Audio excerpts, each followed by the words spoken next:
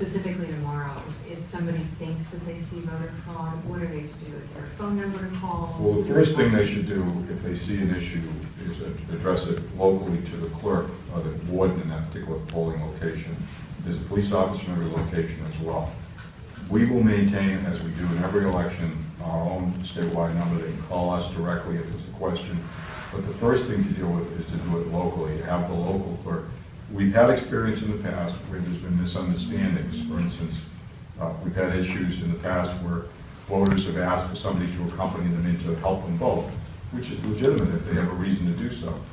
Increasingly, that's been less of a problem because ballots printed in multiple languages. There are people who speak multiple languages available on the official staff. But voters have a right if they want to, if they actually need assistance. There's been misunderstandings in the past that that's somehow voter fraud. It wasn't if the voter themselves voluntarily asked for that assistance.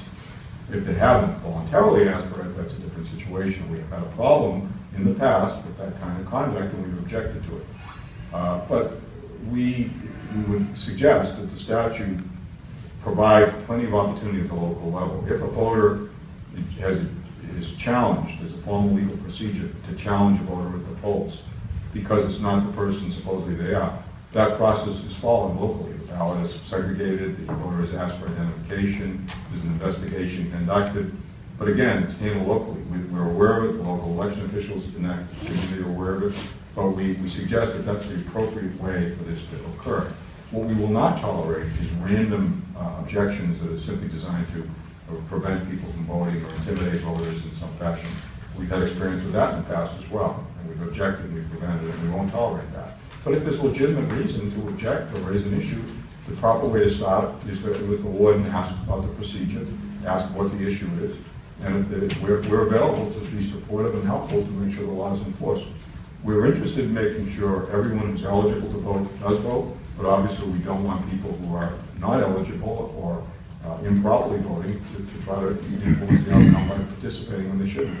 And if they feel they're not getting the answer that they need, then they call the state. They call the state and call the local election office. Usually the way this will work was every community will have, the wardens are instructed, if they have an issue, to immediately contact the local clerk's office who's administering the election in that particular community. For instance, in Boston, where we've had experience with this, they'll contact the Boston Election Commission right away. The commission will be notified of it, and they'll provide instructions to the local committee or group. If they call us also, and that's fine. We have a group working all day. We also work with private groups, nonprofit groups who are monitoring the election, as well as the candidates. As I said, we have done outreach already to the campaigns and the candidates because we want them to speak to us. We want to be aware of whatever concerns they have. Very often these things can be resolved. They can be resolved if there's communication among the parties, and we want to have that, and we want to make sure the local election officials are in on it.